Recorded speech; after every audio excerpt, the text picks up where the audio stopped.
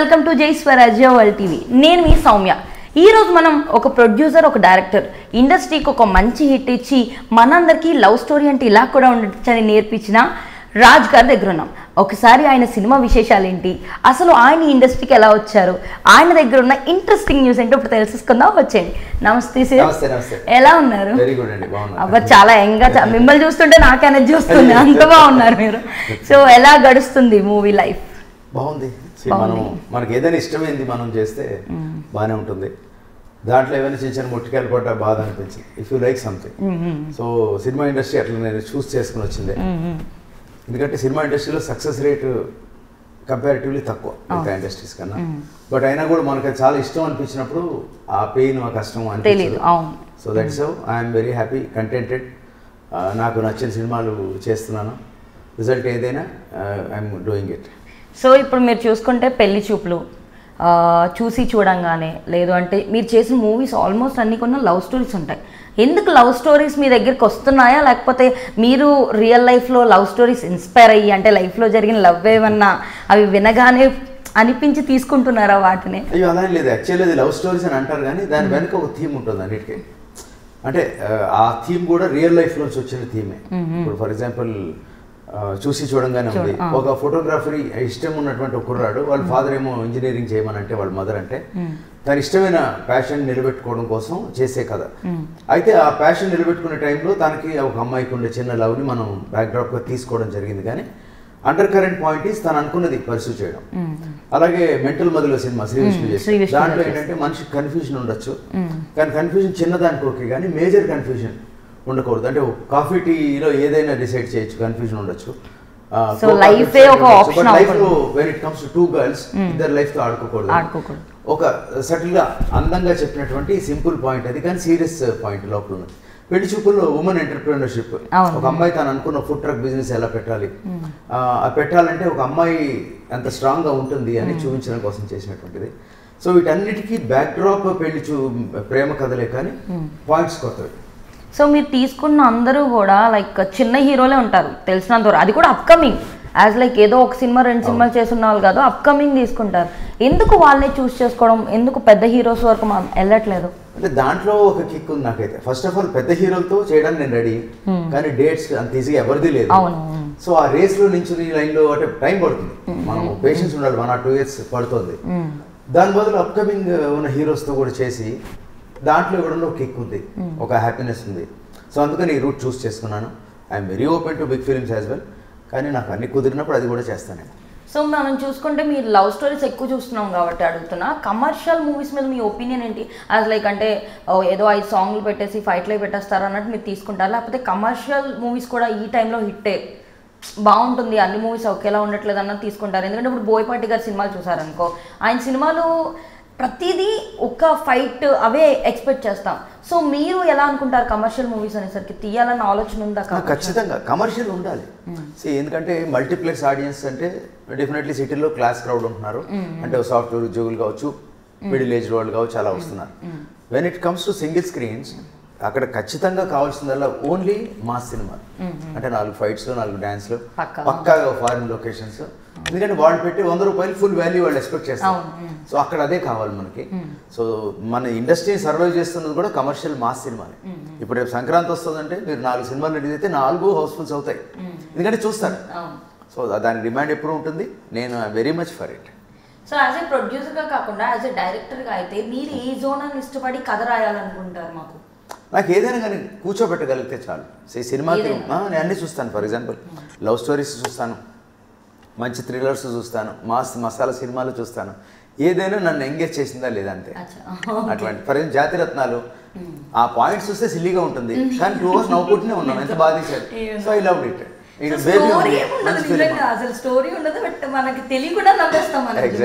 So అటువంటిది comedy ఉన్నా చూడొచ్చు. సో రియాలిటీ అక్కర్లేదు, మనకి మ్యాజిక్ కనిపిస్తాయి. సినిమా అనేది అదొక ఆర్టిఫిషియల్ ప్రపంచం, అంటే నిజ జీవితం కాదు అది.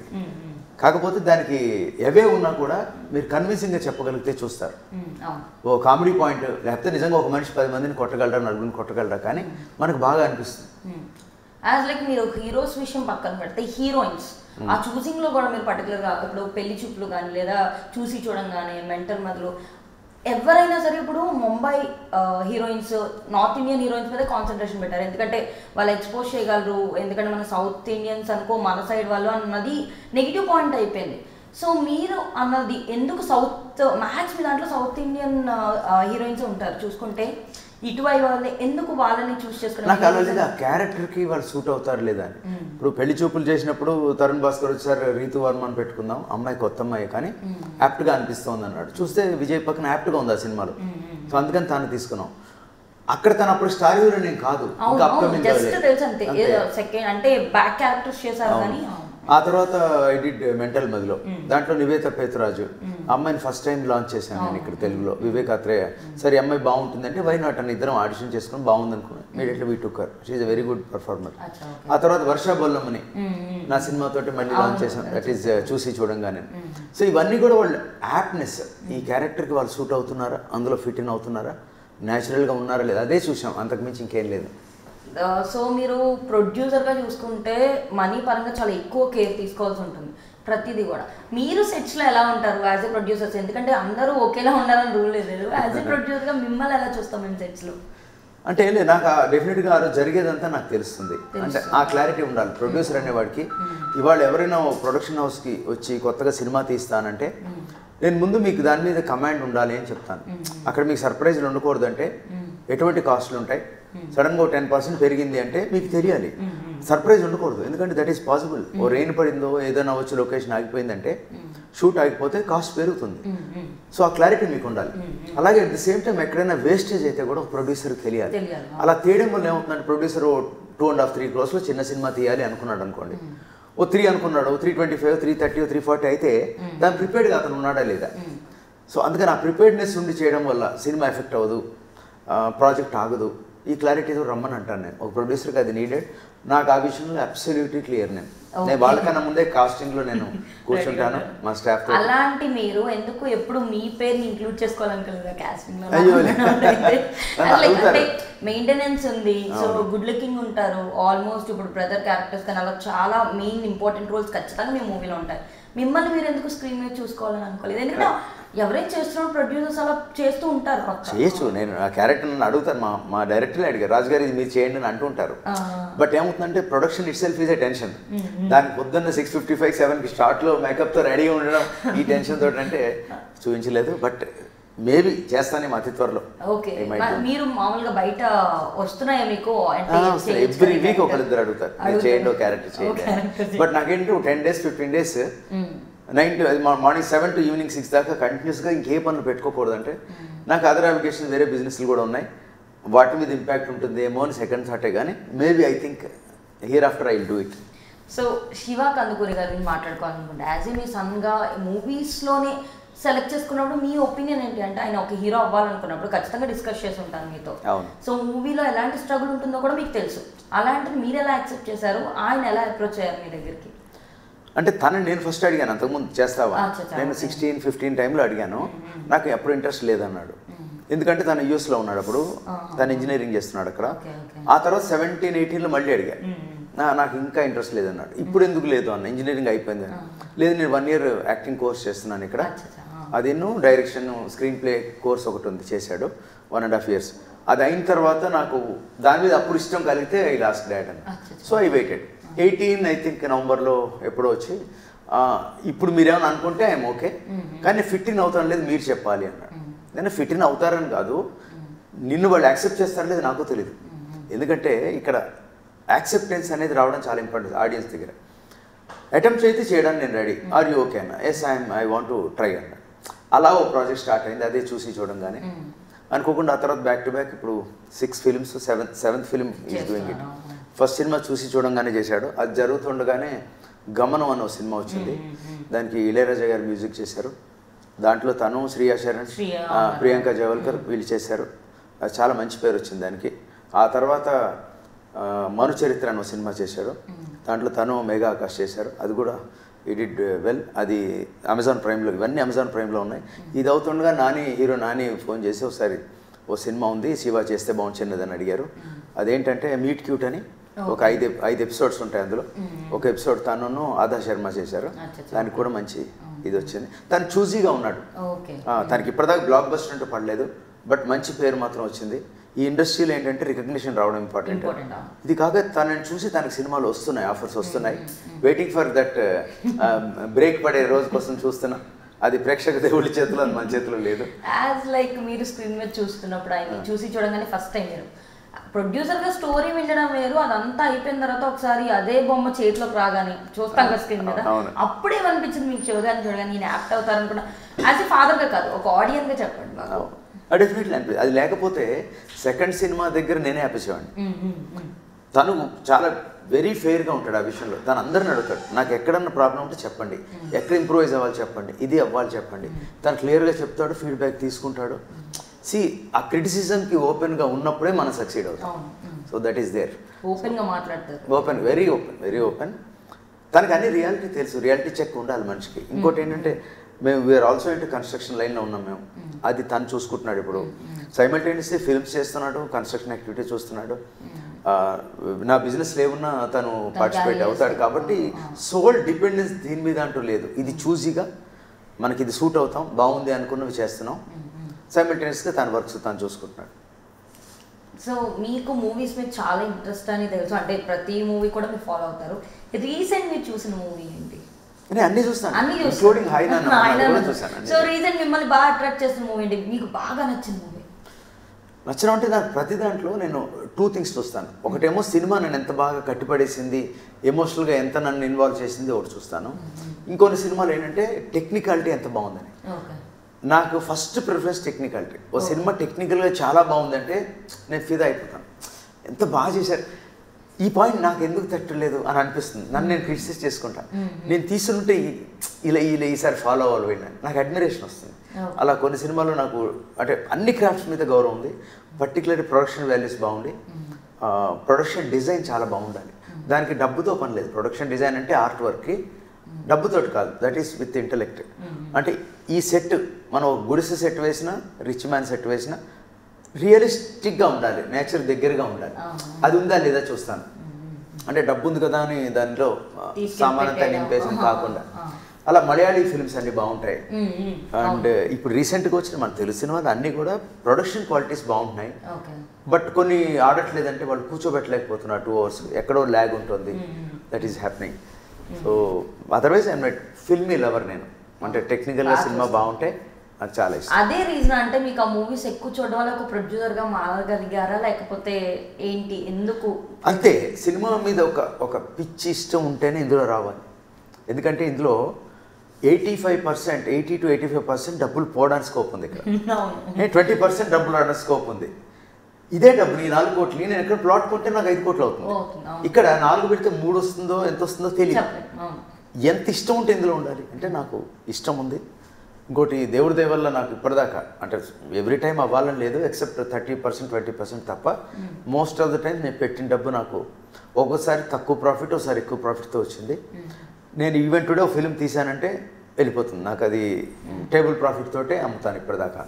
So that is one good thing that is happening. అలా చూసుకుంటే ఇప్పటిదాకా మీరు తీసిన మూవీస్లో మిమ్మల్ని బాగా డిసప్పాయింట్ ఆర్ డౌన్ చేసిన మూవీ ఏంటి? బాగా అంటే ప్రతిదీ వచ్చేస్తుంది అన్నట్టు. అంటే నాకు ఏ సినిమా గురించి కూడా ఇది నాకు నెగిటివ్ చేసిందో, నన్ను డిసప్పాయింట్ అని అనబుద్ధి కాదు. ఎందుకంటే దాని వెనక వర్క్ చేసిన డైరెక్టర్స్, ఆ టీము వాళ్ళు ఉంటారు. వాళ్ళు ఇది విని ఎక్కడ అదేంటి అని అనుకోవచ్చు, అది ఎక్కడ అవ్వకూడదు. డెఫినెట్లీ ఉంటాయి. నేను చేసిన సినిమాలు ఐ థింక్ ఇప్పుడు నేను 2007లో గౌతమ్ బుద్ధ, 2010-11లో I think my heart is beating అదోలా, ఆ తర్వాత గోలసేను, ఆ తర్వాత నేను మధురశ్రీయర్ గారు కలిసి 2 సినిమాలు చేసాం, లేడీస్ అండ్ జెంటిల్మెన్ అని ఇంకొక సినిమా ఒకటి. ఆ తర్వాత నేను హృదయ కాలం డిస్ట్రిబ్యూట్ చేశాను. సో ఇలా చేస్తూ వస్తే మొత్తం మీద అంటే నేను సోలోగా చేసినవి, కో ప్రొడ్యూస్ చేసినవి, డిస్ట్రిబ్యూట్ చేసినవి 12-13 సినిమాలు ఉంటాయి. వాటిలో ఒక 3-4 సినిమాలు ఆడలేదు, అవి కమర్షియల్గా ఆడలేదు. అక్కడ నా జడ్జిమెంట్లో నేను ఎవరిని బ్లేమ్ చేయను. ఇక్కడ వాళ్ళు నా దగ్గరికి వచ్చారు, వచ్చినప్పుడు కథ నాకు చెప్పినట్టుగా వాళ్ళు తీయలేదు అనుకోండి, ప్రొడ్యూసర్గా నా ఫాల్ట్ అది. సో కాబట్టి నేను ఎవరిని బ్లేమ్ చేయను. ఎస్, నా డెసిషన్ మేకింగ్లో ఫాల్ట్. నెక్స్ట్ టైం జాగ్రత్త పడదాం, అంతే, దట్స్ ఇట్. అంతే. సో ఇప్పుడు మీరు చూసుకుంటే మీ మూవీస్ మ్యాక్స్ అన్ని కూడా మీరు థియేటర్కల్ ప్లాన్ చేసుకుంటారు, అన్ని థియేటర్. ఓటీటీ మీద మీ ఒపీనియన్ ఏంటి? ఎందుకు అంటే దాంట్లోకి వెళ్తే ఎలా ఉంటుందని మీరు అనుకుంటున్నారు? ఓటీటీ అనేది ఎలాంటి చేంజెస్ని తీసుకొస్తుంది అంటారు మూవీ? ఓటీటీలో డెఫినెట్గా రీచ్ ఉంటుంది, బట్ థియేటర్ దగ్గర చేసే సౌండ్ ఓటీటీ దగ్గర ఇనీషియల్గా ఉంటుందా నాకు తెలియదు. ఒక పెద్ద హీరో సినిమా కూడా ఓటీటీ రిలీజ్ అంటే అది తెలుసో తెలియకుండా ఒక సాఫ్ట్గా అలా వెళ్ళిపోతుంది. థియేటర్ అలా కాదు కదా. మార్నింగ్ 7:30కి లేచి మనం ఐమాక్స్కి వెళ్ళిపోవడం నాకు ఎక్కేలేదు. నేను మార్నింగ్ అన్ని ఐమాక్స్, ఫ్రైడే మార్నింగ్ ఐమాక్స్కి వస్తే 8 o'clock I will be there. 100%. నేను ఉంటుంది ఆల్మోస్ట్ అన్ని చూస్తాను. ఆల్మోస్ట్ ఊళ్ళో లేకపోతే చెప్పలేను, కానీ ఆ టైం కొన్ని అయితే నేను అక్కడ యూకేలోను యుఎస్లో చూసినవి కూడా ఉన్నాయి. వెళ్ళిపోయి అక్కడ 1 day బిఫోర్ వేస్తారు ఈవినింగ్. సో అంతలా ఇష్టపడే మీరు మూవీస్ని ఇప్పుడు ఆస్కార్ వరకు టాలీవుడ్ ఇండస్ట్రీ వెళ్ళింది. అంతకుముందు అసలు చాలా మంది తెలియదు అండ్ చాలా కొంచెం చిన్న చూపు చూసేవారు. సో అలాంటిది ఆస్కార్ వరకు వెళ్ళింది. మీరు ఎలా ఫీల్ అవుతున్నారు? చాలా గర్వంగా ఫీల్ అవుతాను, ఎందుకంటే తెలుగు సినిమా, తెలుగు ప్రొడ్యూసర్లు, తెలుగు డైరెక్టరు, యాక్టర్స్ అంతా సౌత్ నుంచి. అంటే ఇండియా అన్నాక తెలుగు, సౌత్, కన్నడ, తెలుగు, మలయాళం అంతా కాదు. Basically we're all Indians, but ఇక్కడ సౌత్ ఇండియా నుంచి వెళ్ళింది. It's a good thing. So మిమ్మల్ని షార్ట్ క్వశ్చన్స్ అడగాలనుకుంటే నాకున్న క్వశ్చన్స్ ఏంటంటే, నాతో పాటు ప్రేక్షకులకు కూడా, సో హై బడ్జెట్ మూవీయా, లో బడ్జెట్ మూవీయా మీరు ప్లాన్ చేసుకోవాలనుకుంటే? యాక్చువల్లీ అది దీనికి ఆన్సర్ ఎలా చెప్పాలంటే నాకు డీటెయిల్గా వస్తుంది ఆన్సర్ చేసి. అలా కాదు, ఒక కథ డిసైడ్ చేస్తుంది బడ్జెట్ని. నా దగ్గరకు ఒక కథ వచ్చింది, ఇది అదిరిపోయింది, చాలా బాగుంది, దానికి ఎంత బడ్జెట్ అవుతుందని అప్పుడు ఆలోచిస్తాను. అంతేగాని నేను ₹1,00,00,000 సినిమా తీయాలి, దానికి కథలు తీసుకురండి అని నేను ఎప్పుడు అన్నాను. నేను కథలు వింటూ ఉంటాను, బట్ బేసిక్గా నేను చేసేవన్నీ 3-4 crores చిన్న ఫిలిమ్స్. వాళ్ళు వచ్చేది జనరల్ అలాగే వస్తారు. ఫర్ ఎగ్జాంపుల్ నాకు రామ్ చరణ్ కథ పట్టుకుని నా దగ్గరికి రాకపోవచ్చు. ఎందుకు రారంటే రామ్ చరణ్ డేట్స్ ఉండవు. రామ్ చరణ్ కాకపోయినా, ఎన్టీఆర్ కాకపోయినా, మహేష్ బాబు ఎవరు డేట్లు లేవు. ఫస్ట్ ఆ డేట్లు ఆల్రెడీ ఆల్ బిగ్ బ్యానర్స్ అన్ని డేట్స్ లాక్ అయి ఉన్నాయి. కాబట్టి నా దగ్గరికి వచ్చినప్పుడు ఎలా వస్తారు? ఓపెన్గా ఉండేటువంటి అప్కమింగ్ హీరోలు, ఓ 5-10 crores బడ్జెట్లో ఉన్న వాళ్ళు ఏమన్నా నా దగ్గరికి వస్తాయి. నాకు నచ్చితే ఇమ్మీడియట్ డైరెక్టర్ని అడుగుతాను ఎవరైతే బాగుంటుందని. లాస్ట్ టైం ఇలాగే వివేక్ వచ్చిన సార్ నాకు శ్రీ విష్ణు అయితే బాగుంటాడు, ఓకే వీ కాల్డ్ హిమ్, తను నచ్చింది చేసాం. అలా ఎప్పుడు ఈవెన్ నౌ నేను అలాగే ఉన్నాను. మీరు ఎప్పుడు సజెస్ట్ చేయలేదా హీరోస్ని కూడా? నేను వాళ్ళతో పార్టిసిపేట్ చేస్తాను డిస్కషన్లో, బట్ ఎవరైతే బెటర్ అతను చెప్తాడు, నేను చెప్తాను, ఇద్దరు ఒక ఏకాభిప్రాయంకి వస్తాం, అక్కడ we'll sign like. Okay, star హీరోనా లేకపోతే న్యూ కమరా? మళ్ళీ సేమ్ ఇందాక ఇచ్చిందా? ఫర్ ఎగ్జాంపుల్ నేను స్టార్ హీరో అన్నాను అనుకోండి, స్టార్ హీరో అయితే సేఫ్టీ ఉంది. సేఫ్టీ అంటే ఏంటి? ఖచ్చితంగా థియేటర్కి వాళ్ళే తీసుకొచ్చేస్తారు. అది కూడా కాదు, మీకు ఏంటంటే మినిమం 100 కోట్లు మీరు పెడితే దాన్ని 110 కోట్లు 105 కోట్లు మార్కెట్ రెడీగా ఉంది. సినిమా ఫ్లాప్ అయినా ప్రొడ్యూసర్కి 80 to 90% సేఫ్ అవుతాడు. చిన్న సినిమా అలా కాదు, సినిమా హిట్ అయితేనే డబ్బులు వస్తాయి. ఇప్పుడు తేడా ఉంది అలా. ఏంటంటే చిన్న సినిమా చేస్తే ఓ శేఖర్ కమ్ములో ఎవరో చేస్తే ఆ బ్రాండ్ వాల్యూ ఉండి కొంత డబ్బు వస్తుంది. నాకు కొద్దిగా గొప్ప నేను పెట్టిన డబ్బులు నాకు వస్తున్నాయి. బికాస్ అంటే ఈయన ఏదో కొంత క్వాలిటీ సినిమాలు తీస్తాడు అని ఎవరో ఆహాలోని అరవింద్ గారు వాళ్ళు వీళ్ళు బాగానే ఉందని కొంటున్నారు, దట్స్ ఫైన్. బట్ ఇదే పెద్ద హీరో అనుకోండి, నేను ఎవరిని ఎప్పుడూ కూడా అవ్వక్కర్లేదు. పెద్ద హీరో దానికి అభిమానులు లేపేస్తారు ఫ్యాన్స్. అది సో మీ దగ్గరికి ఎట్ ఏ టైం డేట్స్ కానివ్వండి, విజయ్ దేవరకొండ, శ్రీ విష్ణు ఇద్దరు వచ్చారు. మీ దగ్గర ఒక స్టోరీ ఉంది. సో ఇద్దరులో ఎవరిని చూసి యాక్చువల్లీ ఇద్దరు యాక్ట్ అవుతున్నారు దానికి దగ్గరగానే. అది కూడా మీరే చెప్పేస్తారు. అబ్బా మీరు అలా అయితే ఎవరు యాక్ట్ అయితే అంటారు తెలియదా అండి. అందుకని విజయ్ దేవరకొండనా శ్రీ విష్ణునా? సో అలా కాదు, ఒక కథ ఇద్దరికి నచ్చి వై బికాస్ ఇప్పుడు విజయ్ దేవరకొండ అన్న వాళ్ళు బాలీవుడ్ ఇండస్ట్రీ వరకు వెళ్ళిపోయారు. సో ఆయనకి మళ్ళీ మీ స్టోరీ చెప్పాలనుకుంటే లేదా ఇద్దరు చేయడానికి రెడీగా ఉన్నారు. మీ లెక్క ఇద్దరు చేయడానికి ఉంటే ఇప్పుడు వెనుకున్న they are like my boys అనే వాళ్ళిద్దరిలో నాకు ఒకటే, ఇద్దరు ఒకటే. Honestly tough question. సో అక్కడ వాళ్ళు ముగ్గురం కూర్చొని వాళ్ళని అడుగుతాను, ఎవరు చేస్తే మీరే డిసైడ్ చేసుకుంటారు అంతే తప్పితే నాకు ఇద్దరు ఒకటే.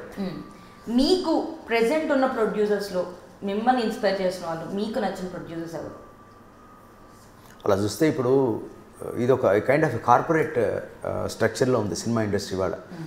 If look at Mythri films కానివ్వండి, సితార కానీ, వీళ్ళందరూ కూడా ఒక ప్రొఫెషనల్ వేలో చాలా చక్కగా మేనేజ్ చేస్తున్నారు. వాళ్ళు ఫండింగ్ కూడా అలా పెడుతున్నారు. సో కాబట్టి డెఫినెట్లీ నాకు అప్రిసియేషన్ ఉంది వాళ్ళ పట్ల. అంటే ఈ పలానా ఈ ప్రొడ్యూసర్ ఎక్కువ ఈ ప్రొడ్యూసర్ తక్కువ అని కాదు. ఇప్పుడు ఫర్ ఎగ్జాంపుల్ మరి బాహుబలి తీసిన ప్రొడ్యూసర్లు శోభి యార్లగడ్డ గారు కావచ్చు, లేకపోతే రీసెంట్గా దానయ్య గారు తీసిన త్రిబుల్ ఆర్ కావచ్చు, వీళ్ళంతా ఒక గట్స్ తోటి అంత మనీ పెట్టి తీశారు, అక్కడ దాకా అచీవ్ చేశారు. అలాగే కాన్స్టెంట్గా రిస్కులు చేస్తే కొన్ని సినిమాలు పోయినా మళ్ళీ నిలబడుతున్నారు మైత్రి ఫిలిమ్స్ లాంటి వాళ్ళు. వీళ్ళందరి పట్ల నాకు అప్రిసియేషన్ ఉందండి. ఓకే, ఆల్రెడీ ఈ క్వశ్చన్ మీరు ఎలా ఆన్సర్ చెప్పరు, మీకు లాస్ తెచ్చిన మూవీ ఏంటి అని కాబట్టి అడగ. నేను ఆల్రెడీ 2-3 సినిమా డబ్బులు పోయాను కాబట్టి 10 లిస్ట్ కూడా మీకు చెప్పాను ఇందాక. టాలీవుడ్ ఇండస్ట్రీలో మీకు నచ్చే విషయం అంటే మిమ్మల్ని అంటే చూడండి కంపేర్ చేసుకుంటాం కదా, మన టాలీవుడ్ ఇండస్ట్రీ బెటర్ రా అని మీకు అనిపించిన విషయం? అంటే అందరూ బాగా యునైటెడ్గా ఉంటారు, ఒక ఫ్యామిలీలో ఉంటారు. మీరు ఒక ఆడియో ఫంక్షన్ అయినప్పుడు చూడండి, అందరూ వస్తారు, ఒకరికొళ్ళు ఒక ఇట్స్ లైక్ జాయింట్ ఫ్యామిలీ లాగానే ఉంటారు. ఫ్యామిలీ అన్నప్పుడు చిన్న చిన్న ఒకరికొళ్ళు అవి వస్తుంటాయి, but end of the day మన తెలుగు సినిమా అనేసరికి అందరూ వస్తారు. ఇండస్ట్రీలో మిమ్మల్ని ఇన్స్పైర్ చేసే పర్సన్ ఎవరున్నారు? ఇండస్ట్రీలో ఇన్స్పైర్ చేసేదంటే మరి ఒక్కళ్ళంటూ ఎలా చెప్తాను నేను. నాకంటే కె విశ్వనాథ్ గారు అంటే చాలా ఇష్టం. ఆయన అంటే నాకు విపరీతమైన ఇష్టం. ఇంకోటి అంటే నేను విపరీతంగా యాజ్ ఒక డైరెక్టర్గా సినిమాల్లోకి రావాలని ఇన్స్పిరేషన్ బిగినింగ్లో కలిగింది కె బాలచంద్ర గారు. వీళ్ళిద్దరూ నాకు జీవితాంతం ఎప్పుడూ నాకు వాళ్ళ పట్ల నాకు అది ఉండిపోతుంది. సో వీళ్ళిద్దరు నన్ను నిజంగా ఇన్స్పైర్ చేసిన వ్యక్తులు అని చెప్పాలి. ఓకే, మూవీస్కి రివ్యూస్ చెప్తారు కదా థియేటర్ బయట, మార్నింగ్ 8 o'clock మూవీ చూస్తలేదు కూడా తెలియదు, ముందే రివ్యూ చెప్తారు. అలాంటి వాళ్ళు చూస్తే మీకు ఏమనిపిస్తుంది యాజ్ ఏ ప్రొడ్యూసర్ కానీ డైరెక్టర్? ఏమనిపిస్తుంది, మన సినిమా నుంచి బాగా మాట్లాడితే బాగానే ఉంది అనిపిస్తుంది, ఏదైనా బాగాలేదంటే అసలు సినిమా చూసాడా అనిపిస్తుంది. అంతే నేచురల్ రియాక్షన్ పాపం. ఎవరి అంటే మీరు మార్నింగ్ వెళ్ళి చూస్తూ ఉంటారు కదా, వాళ్ళు బయటకు వచ్చి మీరు అట్టే వెళ్తూ ఉంటారు, సో మూవీ బాగాలేదన్నా ఇలా అని చెప్పేస్తూ ఉంటారు. అవును. సో అప్పుడు మీ రియాక్షన్ ఎట్లా ఉంటుంది? నేను ఒకటి చెప్తాను, కొన్ని సినిమాలు బాగాలేదు అని వాళ్ళు వీళ్ళు చెప్పినా కూడా ఆడిన సినిమాలు నాకు తెలుసు. అంటే వాళ్ళ జడ్జిమెంట్ ప్రకారంగా బాగాలేదు కానీ డబ్బులు వచ్చాయి. కొన్ని సినిమాలు మంచి రేటింగ్ 3-3.25 పడ్డా నాకు తెలుసు, థియేటర్లో ఎవరు లేరు. సో ప్రేక్షకుడు అంటే నేనది క్లాస్ క్రౌడ్స్ వస్తారు అనుకుంటాను రివ్యూలు, బట్ నిజంగా మాస్ క్రౌడ్స్ వాళ్ళు రివ్యూలు చూస్తారో థియేటర్ డైరెక్ట్గా వెళ్తారో నాకు తెలియదు. సినిమా ఎలాంటిదంటే ఆ influence mouth talk. For example మొన్న యానిమల్ సినిమా నాకు చాలా మిక్స్డ్ టాక్ వచ్చింది. చాలామంది అంటే బయటకు వచ్చి నార్త్ ఇండియాలో లేడీస్ వాళ్ళు బాగాలేదు ఇది అని అన్నారు. నాకైతే యాజ్ అ టెక్నికల్ సైడ్ చూస్తే సినిమా చాలా బాగా తీశాడు. And Sandeep is very close to me. నాకు పర్సనల్గా తనంటే ఇష్టం. ఇద్దరం వీ ట్రావెల్డ్ ఎప్పుడు వే బ్యాక్. సో నేను సందీప్ ఫోన్ కూడా చేసి చెప్పాను, అది నాకు నచ్చింది. బట్ చాలామంది బాగాలేదు ఇది ఇది అని అన్నారు, బట్ అదైతే దీన్ని ఆపలేదు గ్రోత్ని. దాంట్లో ఉన్నాయి ఫ్లాస్ లేవని నేను, కానీ it collected 800 crores US, I think 10 million వెళ్ళిపోయినట్టుంది. సో బిగ్ వేలో ఇట్ ఈస్ డూయింగ్. సక్సెస్కి ఏంటంటే మౌత్ టాక్ని బీట్ చేసేది ఏది లేదు. సో యాక్చువల్లీ సందీప్ గారి గురించి మాట్లాడుకున్నాం కాబట్టి, సందీప్ గారు ఫస్ట్ మూవీ అర్జున్ రెడ్డి తీశారు. అర్జున్ రెడ్డి తీసినప్పుడు ఆయన అనుకున్నారు అసలు మీరు అర్జున్ రెడ్డి ఇంత పెద్ద హిట్ అవుతుంది, అది కూడా విజయ్ దేవరకొండ గారితో, చిన్న హీరో, పెళ్లి చూపుల తర్వాత సినిమా. సో ఎలా అనిపించింది మీకు? అంటే పెళ్లి చూపులు అంటే మీరు చూస్తే ఒక సాఫ్ట్ కార్నర్ బాయ్ చూస్తాం మనం, ఫ్యామిలీ మ్యాన్. దీనికి కంప్లీట్ ఆపోజిట్, అసలు ఒక మనిషి అలా ఉంటాడా అనిపిస్తుంది నాకు అర్జున్ రెడ్డి చూస్తే. సో అలా మీరు అనుకున్నారా విజయ్ దేవరకొండ గారు? 100% అనుకున్నాను. ఎలా చేయాలి? డ్యామ్ కాన్ఫిడెంట్, సూపర్ హిట్ అని. నాకు కథ ఫస్ట్ తను నేరేట్ చేసినప్పుడు నాకు 2.5-3 hours నేరేట్ చేశాడు సందీప్ అర్జున్ రెడ్డి. లేచి హక్ చేసుకుంది, ఇది బ్లాక్ బస్టర్ స్టోర్ అని. అంటే ఎందుకంటే తెలుగులో కల్ట్ సినిమాలు తక్కువ వచ్చాయి అప్పటికి. అప్పటికి వచ్చిన సినిమాల్లో కల్ట్ సినిమా అంటే ఓ హట్కే సినిమా, రొటీన్ సినిమా, తండ్రి ప్రేమలు మామూలు ఇంట్లో కుటుంబం, అది కాదు, అమ్మాయి అబ్బాయి వీడు కాదు, ఇది ఒక డిఫరెంట్ కాదు. పవన్ కళ్యాణ్ గారు అన్నట్టు ట్రెండ్ సెట్ చేసేవారే సందీప్ రెడ్డి చేశారు. అంటే అర్జున్ రెడ్డి ముందు అర్జున్ రెడ్డి తర్వాత, ఇప్పుడు కూడా యానిమల్ ముందు యానిమల్ తర్వాత అలాగే ఉంది. సో ఇప్పుడు ఎవరు డైరెక్టర్ స్టోరీ రాయాలన్నా సరే సందీప్ రెడ్డి వాంగిలా తీశాడు కదా, నెక్స్ట్ మనం కూడా ఆలోచించి తీయాలి అన్నట్టు. ఓకే, ఇప్పుడు సలార్ డంకి 2 వస్తున్నాయి, అటు SRK గారిది ఇటు ప్రభాస్ గారిది. ఏ మూవీ ముందు చూస్ చేసుకుంటారు? ఎట్ ఏ టైం రిలీజ్ అవుతున్నాయి? I think honestly Prabhas first వెళ్తానేమో. నాకు 2 ఇష్టం, బట్ నాకు తెలిసి ఏమన్నా మార్నింగ్ 3 కోట్ ఉంటే ఇంకా అది ముందు వెళ్ళిపోయి 7కి ఇది వచ్చేస్తానేమో తెలియదు. సో పక్క అయితే 2 సినిమాలు అయ్యో డౌటే లేదు. ఓకే, ఇప్పుడు మీరు రీసెంట్గా చూసుకుంటే చాలా మూవీస్ వచ్చినాయి కదా, మిమ్మల్ని ఈ మూవీ నేను తీసుంటే బాగుండని అనిపించిన మూవీ ఏదైనా ఉందా? అంటే నాకు 2-3 years బ్యాక్ అనిపిస్తుంది, ఇంకా ఎక్కువ 5 years అనుకుంటాను. అంటే చాలా 100 సినిమాలు మంచిగా వచ్చాయి, ఆ ఒక్క సినిమా ఎందుకో నేను తీస్తే మహానటి, అది ఒక్కటి నాకు ఎందుకో. అంటే నాకు పర్టికులర్లీ రీజన్ ఏంటంటే ఒక ఉమెన్ సెంట్రిక్ ఫిల్మ్ అది. ఒక మహానటి అనే టైటిల్లోనే ఉంది అది. ఒక గొప్ప లెజెండరీ యాక్ట్రెస్, ఆవిడ గ్రాఫ్ అలా పడిపోయి ఫైనాన్షియల్గా అలా వెళ్ళిపోవడం చాలా ప్యాథటిక్ అనిపించింది అది. చాలా బాగా తీశారు, ఎక్స్ట్రాడినరీ. అది చాలా నన్ను హార్ట్ టచింగ్. ఇలాంటి సినిమా అయ్యో నేను ఎందుకు తీయలేకపోయాను అనుకున్నది అది. సో బయోపిక్ తీయాలనుకుంటే మహానటి కాకుండా ఇంకెవరిదైనా ట్రై చేయాలనుకుంటే ఎవరు ట్రై చేస్తాను? నాకు చేయాలని అయితే ఉందండి ఆనెస్ట్లీ. నాకు అంటే ఒక్కళ్ళదని కాదు, but definitely there are great legends ఇండియాలో ఉన్నారు, ఈ కంట్రీలో. స్పోర్ట్స్ పర్సన్స్ ఉన్నారు, అంటే పొలిటీషియన్స్ ఉన్నారు, ఎంతో అంటే దాని పేరేంటి క్యాన్సర్ రీసెర్చ్ చేసిన వాళ్ళు ఉన్నారు, అంటే ఆ స్ట్రగుల్లో వాళ్ళు పోయిన వాళ్ళు చాలామంది ఉన్నారు. సో తరుణ్ భాస్కర్ గారు ఫస్ట్ వచ్చి మీకు పెళ్లి చూపులు చెప్తున్నప్పుడు, ఆయన ఇప్పుడు చాలా పెద్ద డైరెక్టర్, అంటే అలాంటి కామెడీ ఎంటర్టైన్మెంట్ కావాలంటే తరుణ్ భాస్కర్ గారు ఇంకా. సో ఆయన అప్పుడు న్యూగా వచ్చి మీకు స్టోరీ చెప్తున్నప్పుడు మీ ఫీలింగ్ ఏంటి? నేను అదే అన్నా, నాకు ఇప్పుడు నా దగ్గరికి వచ్చే వాళ్ళది కొత్త వాళ్ళే, వాళ్ళు బయట ఏమి ఉండదు. సో ఎలా ఖచ్చితంగా అంటే ఇప్పుడు వాళ్ళకు రేంజ్ ఉందనుకోండి, అంటే లైక్ ఒక చాలా సినిమాలు తీసాడు అంతెందుకు. ఇప్పుడు సందీప్ రెడ్డి వంగ గారు చెప్తే ముందే మనకి ఆయన మీద ఒక ఇంప్రెషన్ ఉంటుంది. అర్జున్ రెడ్డి చూసాం, యానిమల్ తీయడంలో ఇంకా ఆలోచించక్కర్లేదు అనుకుంటాం. బట్ భాస్కర్ గారు అప్పుడు కొత్తగా వచ్చిన తరుణ్ భాస్కర్, మీకు ఎలా అనిపించింది ఆయన స్టోరీ నేరేట్ చేసే ముందు తర్వాత? నాకు తను విజయ్ ఇద్దరు కాల్ చేశారు. విజయ్ కాల్ చేశారు, సార్ ఒక కథ ఉంది వింటారా అని రమ్మన్నాను. తరుణ్ కూడా కాల్ చేశాడు, ఇద్దరు కలిసి వచ్చారు. చెప్పినప్పుడు నేను చాలా వెరీ న్యూట్రల్ మైండ్తో కూర్చున్నాను. అది కూడా హాట్ కప్ రెస్టారెంట్లో 2 hours టైంలో చెప్పాడు. నేను నిజంగా వాజ్ బ్లోన్ అవుట్, ఎందుకంటే అది నాకు తెలియదు ఇలా ఉంటుంది. ఇంత అంటే సింపుల్ కదా, సింపుల్గా మొదలై కాన్ఫ్లిక్ట్, అది రాంగ్ హౌస్కి వెళ్ళారు అని ఇంటర్వెల్ తెలిస్తే ఐ ఫెల్ట్ వెరీ గుడ్. పెళ్లి చూపులకి వెళ్ళి ఇల్లే తప్పు ఇంటికి వెళ్ళాము అని. అప్పటికే వాళ్ళిద్దరి మధ్య కెమిస్ట్రీ డెవలప్ అయి ఉంటుంది. అమ్మాయి ఫ్లాష్ బ్యాక్ చెప్తుంది, ఇంత బాగా చెప్తున్నాడు, ఇంత క్లారిటీ, ఓ చేతిలో కాగితం పేపర్ ఏమీ లేదు, నేరేట్ చేస్తుంది. నేను ఇంత బాగా చెప్తున్నాను, నువ్వు ఎట్లా చెప్తున్నాను సార్? ఎంతమందికి ఇండస్ట్రీ మొత్తం చెప్పాను సార్, ఎవరికి నచ్చలేదు. లేదు నాకు నచ్చింది, ఐఎమ్ డూయింగ్ అన్నాను. అక్కడే on the spot. Next day I think మిగతా యాక్టర్లు అందరూ, రీతు అందరూ వచ్చారు, దర్శి అంతా. That's how it happened. అంటే నేను కన్విక్షన్తో చేసిన సినిమా అది. నాకు చేసే ముందు తెలుసు గ్యారంటీగా ఇది అందరికీ నచ్చుతుంది అని నమ్మకంతో తీసిన సినిమా అది. So luckily it did well. So అంటే మూవీలో కాకుండా ఇప్పుడు మన మూవీ మ్యాన్ అందరికీ చాలా ఇష్టమైన పవన్ కళ్యాణ్ గారు పొలిటికల్గా కూడా ఉన్నారు. సో ఆయన పొలిటికల్గా ఉండడం మీకు ఎలా అనిపిస్తుంది? ఎందుకంటే అందరూ ఒకేలా చూడాలని లేదు ఇది. సో నెక్స్ట్ ఏపీలో ఆయన ఏంటన్నది చూపించుకోవాలనుకుంటున్నారు. సో యాజ్ ఏ ప్రొడ్యూసర్గా మీకు ఎలా అనిపిస్తుంది ఒక తెలుగు ఇండస్ట్రీకి సంబంధించిన వ్యక్తి పొలిటికల్గా నిలబడడం? ఆయన ఒక యాక్టర్గా చాలా అభిమానిస్తాను, అంటే మంచి నటులైన, అది కాక వెరీ గుడ్ హ్యూమన్ బీయింగ్, మనిషి చాలా మంచి వ్యక్తి. సో ఇటువంటి ఒక మంచి వ్యక్తి పాలిటిక్స్లో కూడా రాణిస్తే బాగుంటుంది. బట్ అక్కడ కావాల్సినవి ఏంటో, ఆ పారామీటర్స్ ఏంటో, దానికి ఆ డైనమిక్స్ ఏంటో, దాంట్లో ఆయన ఫిట్ ఇన్ అవుతారులే, అది నేను చెప్పలేను, ఆ విషయం నాకు తెలియదు. బట్ ఎప్పటికైనా పవర్లోకి వస్తే ఆయన చేయాలని గుడ్ ఇంటెన్షన్స్ అయితే ఉన్న మంచి వ్యక్తి ఆయన, that much I can say. So ఇప్పుడు ఇండస్ట్రీలో ఉన్న ప్రొడ్యూసర్స్కి లేదా రాబోయే వారికి మీరు ఏం చెప్పాలనుకుంటున్నారు యాజ్ ఏ ప్రొడ్యూసర్గా? ప్రొడక్షన్లోకి వచ్చినప్పుడు ముందు దీని మీద నాలెడ్జ్తో రండి. అంటే సినిమా ఇండస్ట్రీకి వచ్చినప్పుడు దీంట్లో రిస్క్లు ఏంటి, సక్సెస్ రేట్ ఏంటి, పెట్టిన డబ్బులు రాకపోతే మీరు ఓకేనా, ఇవన్నీ ప్రిపేర్డ్గా రండి. ఇంకోటి క్రాఫ్ట్ గురించి తెలుసుకురండి. అంటే సినిమాలో వచ్చినప్పుడు టోటల్ బ్లైండ్గా మొత్తం టీం మీద వదిలేసి నేను డబ్బులు ఇస్తాను, నేను క్యాషియర్గా ఉంటానంటే రాకండి. ఒక ప్యాషన్తో రండి అంటాను. ప్యాషన్తో రండి అంటే మీకు అక్కడ ఏమవుతుందో తెలియాలి. ఇవాళ ఈ సీన్ వీళ్ళు ప్లాన్ చేశారు, ఈ లొకేషన్లో ఎన్ని షాట్స్ ప్లాన్ చేస్తున్నారు, సాయంత్రానికి అవుతుందా, ఒకవేళ రెయినో పడి ఏదో లొకేషన్ ఇది ఇష్యూ వచ్చి ఆగితే మీ ప్లాన్ బి ఏంటి, ఇవన్నీ కొంచెం నాలెడ్జ్తో రండి అంటాను. అది వస్తే హెల్ప్ అవుతుంది, అంటే మీరు టీంకి హెల్ప్ చేసేవాళ్ళు అవుతారు. సో మన రాజ్ గారి ఫ్యూచర్ ప్లాన్స్ ఏంటి? అంటే మూవీస్లో కానీ లేదా పర్సనల్ లైఫ్లో కానీ ఏంటి ప్లాన్స్? సినిమాలు చేస్తాను, ఆపరం గ్యారంటీ చేస్తాను. మధ్యలో ఇప్పుడు ఈ ఇయర్ స్టార్ట్ చేయాలి, బహుశా ఉగాదికి స్టార్ట్ చేస్తాను. అది ఇప్పుడు ప్రాబ్లీ ఒక కామెడీ థ్రిల్లర్ కైండ్ అనుకుంటున్నాను. సో మేబీ ఒక స్క్రిప్ట్ లాక్ అవుతుంది, అది స్టార్ట్ అవ్వచ్చు.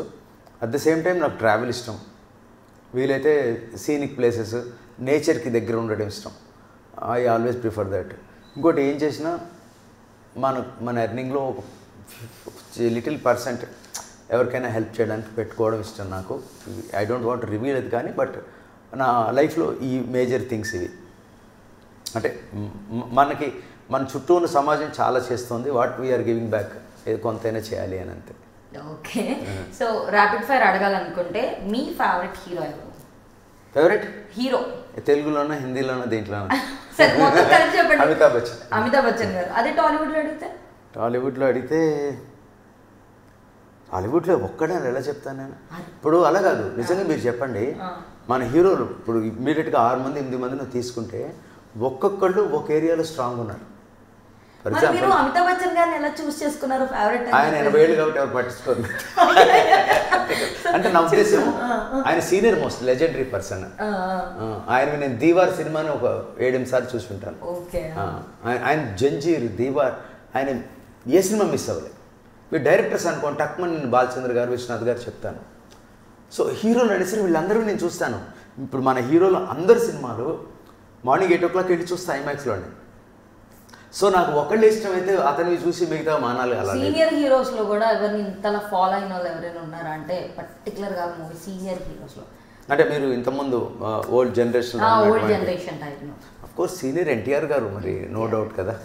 ఆయన పౌరాణికాలు కానీ ఇది కానీ ఏం చేసినా కానీ ఇప్పుడు ఆయనది ఒక టైమింగ్, నాగేశ్వరరావు గారితో టైమింగ్, వాళ్ళు డెఫినెట్లీ వాళ్ళు ది రూల్ ది ఇండస్ట్రీ. అదే ఫేవరెట్ హీరోయిన్ గురించి అడిగితే రాజ్ గారు ఏం చెప్తాను? ఇప్పుడు కరెక్ట్ లేదు, అప్పుడు జనరేషన్ బాగా అప్పుడు అందరు బాగున్నారు, వీళ్ళంతా హార్డ్ వర్క్. అప్పుడు జనరేషన్ లో మీరు సావిత్రి గారు, అందుకనే నేను మహానటాను కానీ అప్పుడు కనెక్ట్ అయింది ఇందాక. సో మ్యూజిక్ లో ఎవరైనా రాజ్ గారు? Yeah, very much. Okay, so మీరు ఇష్టంగా ఫాలో అయ్యే మ్యూజిక్ డైరెక్టర్? అంటే యాజ్ ఆఫ్ నౌ నాకు అనిరుద్ధ్ అండ్ తమన్ ఇష్టం, బాగుంటుంది. But if you look at old time అప్పుడు చూస్తే ఇళయరాజా గారు ఎప్పటికీ ఫర్ ఎవర్ గోల్డెన్ హిట్స్ అయినవి. సో మీ దాంట్లో ప్లేలిస్ట్లో ఎప్పుడు ఉండే ఒక సాంగ్ ఇష్టంగా వినేది? లతా మంగేష్కర్ది ఒక పాట ఉంటుందండి, అబౌట్ ది కంట్రీ. అంటే ఆ సినిమా షారుఖ్ ఖాన్ది ఫిల్మ్ ఏంటి చెప్పండి? ఈజ్ ఎ సైంటిస్ట్, తను యుఎస్లో ఉండగా వస్తుంది, ఏ దేశే మేరా అనే సాంగ్. అచ్చా, ఓకే ఓకే. బేసిక్గా బాలీవుడ్కి నేను దూరం అనమాట, మనకు అంతా టాలీవుడ్. చాలా బాగుంది.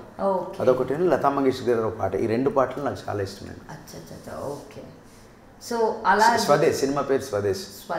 స్వదేశ్లో ఏ దేశ్ ఏ మేరా అని ఉంటుంది, అది రెహమాన్ గారు పాడారు, చాలా బాగుంటుంది. అలా లతా మంగేష్కర్ గారు ఆవిడ పాటలు కూడా ఇష్టం నాకు, బాగా ఫాలో అవుతుంది. సో ఫైనల్గా ఇప్పుడున్న జనరేషన్కి ఇప్పుడు కొత్తగా అప్కమింగ్ వస్తూనే ఉన్నారు, ఎందుకంటే ఇదివరకు ఇట్లా లేదు అసలు సినిమా ఇండస్ట్రీ. అప్పట్లో రీచ్ అవడం కష్టం, ప్రొడ్యూసర్ మొహం చూడటమే కష్టం అన్నట్టు ఉండేది. సో అలాంటిది ఇప్పుడు ఈజీగా రీచ్ అవుట్ అవుతున్నారు, వాళ్ళు స్టోరీ చెప్పుకున్నారు, లేదా మాకు యాక్టింగ్ అంటే ఇంట్రెస్ట్ అని చెప్తున్నారు, థియేట్రికల్ ట్రైల్స్.